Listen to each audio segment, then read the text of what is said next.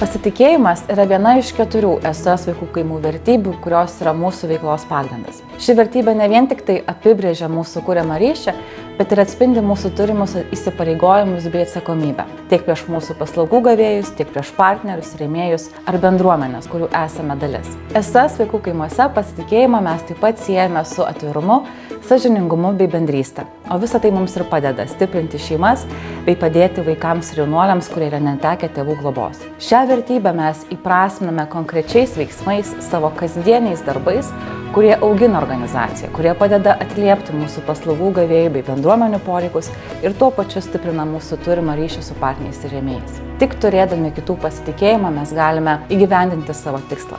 Tai yra sukurti jaukią, saugią bei mylinčią aplinką vaikams ir jaunuoliams.